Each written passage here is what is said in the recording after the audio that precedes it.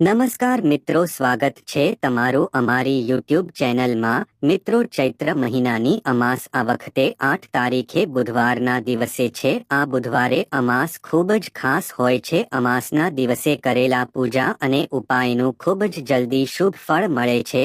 આ દિવસ પિતૃદેવની કૃપા પ્રાપ્ત કરવા માટે, પિતૃદોષમાંથી મુક્તિ મેળવવા માટે આ દિવસ ખૂબ જ ખાસ માનવામાં છે। અમાસના દિવસે પિતૃઓનું તર્પણ કરવાથી પિતૃઓને મુક્તિ મળે છે।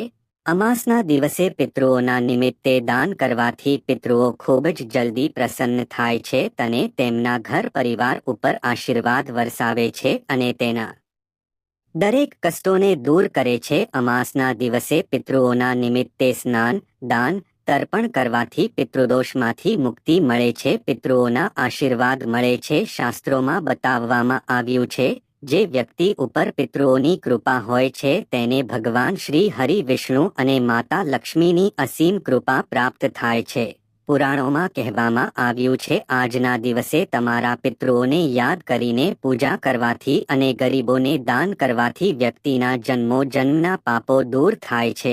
આ અમાસ ધર્મ, કર્મ અને પિતૃઓની કૃપા પ્રાપ્ત કરવા માટે ખૂબ જ શુભ માનવામાં આવે છે। માનવામાં આવે છે કે અમાસના દિવસે પિતૃઓને પ્રસન્ન કરવા માટે અને પિતૃઓના આત્માને શાંતિ માટે પિતૃઓ નિમિત્તે દાન અને તર્પણ જરૂર કરવું જોઈએ।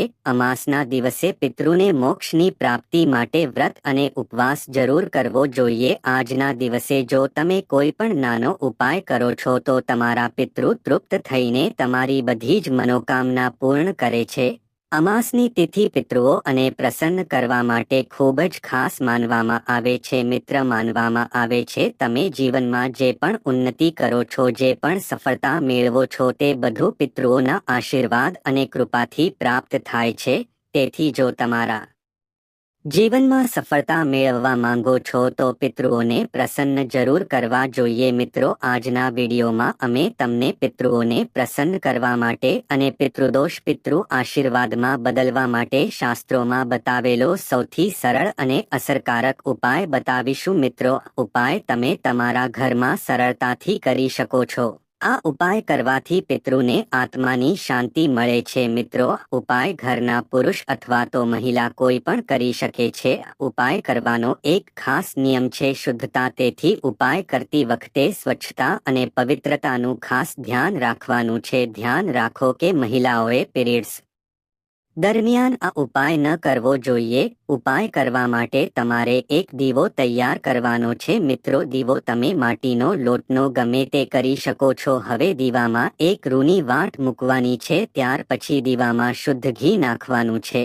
હવે તમારે રાત્રિના સમયે દીવો કરવાનો છે। મિત્રો, દીવાની છે ચોખા નાખવાના છે, ત્યાર પછી તેની ઉપર દીવો મૂકવાનો છે।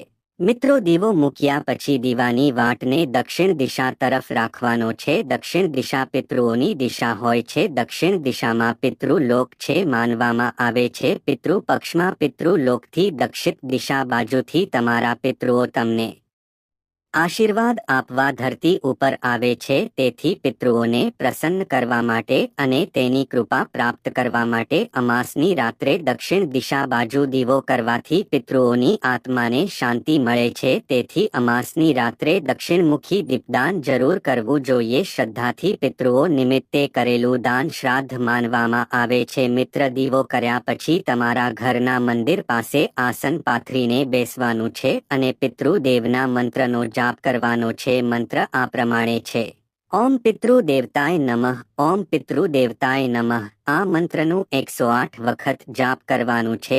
ત્યાર પછી ભગવાન શ્રી વિષ્ણુના મહામંત્ર ઓમ નમો ભગવતે વાસુદેવાય આ મંત્રનું 21 વખત જાપ કરવાનું છે। મિત્રો, ભગવાન વિષ્ણુને પિતૃઓના દેવતા માનવામાં આવે છે। તેથી પિતૃઓને પ્રસન્ન કરવા માટે ભગવાન વિષ્ણુની પૂજા જરૂર કરવી જોઈએ। આજના દિવસે ગીતાજીનો પાઠ કરવો, વિષ્ણુ સહસ્ત્ર નામનો પાઠ કરવો ખૂબ જ શુભ માનવામાં આવે છે। પૂજા કર્યા પછી ભગવાન વિષ્ણુ અને માતા લક્ષ્મીને પ્રણામ કરો અને તમારા પિતૃઓના આત્માને શાંતિ માટે ભગવાનને પ્રાર્થના કરવાની છે। ત્યાર પછી તમારા પિતૃદેવને પ્રણામ કરો અને તમારા પ્રશ્નોને દૂર કરવા માટે પ્રાર્થના કરવાની છે। કારણ કે પિતૃઓના આશીર્વાદ વગર જીવનમાં કોઈ સફળતા મળતી નથી. તેની સાથે સાથે પિતૃઓ ભગવાન વિષ્ણુ અને માતા લક્ષ્મીને કાલસર્પદોષ અને પિતૃદોષની મુક્તિ માટે પ્રાર્થના કરવાની છે. મિત્રો, ઉપાય કરવાથી ભગવાન વિષ્ણુ અને માતા લક્ષ્મીની સાથે સાથે પિતૃઓની કૃપા પ્રાપ્ત થાય છે. મિત્રો, જે તમે દીવાની કે ચોખા રાખ્યા છે તેના આગળના દિવસે પક્ષીઓને ખવડાવી દેવાના છે. માનવામાં આવે છે આજના દિવસે પિતૃ અને નિમિત્તે કોઈ પણ ગરીબ વ્યક્તિને અનાજનું દાન કરવાથી પિતૃઓને ભૂખ લાગતી નથી અને પિતૃ તૃપ્ત થાય છે. મિત્રો, દાન કરવાથી બળ, બુદ્ધિ, પુત્ર, ધન, સુખની પ્રાપ્તિ થાય છે. મિત્રો, આ ઉપાય કરવાની સાથે અમુક વાતોનું ધ્યાન રાખવાનું છે. આજના દિવસે તમારે સાત્વિક ભોજન કરવાનું છે. આજના દિવસે લસણ, ડુંગળી અને માંસાહારી ખોરાક ન ખાવું જોઈએ. તમે આશા કરીએ છીએ કે તમને આ જાણકારી પસંદ આવી હશે તો વિડીયોને લાઈક કરજો, શેર કરજો અને આવા જ વિડીયોને જોવા માટે અમારી ચેનલને સબસ્ક્રાઇબ કરવાનું ભૂલતા જ નહીં. જય માતાજી.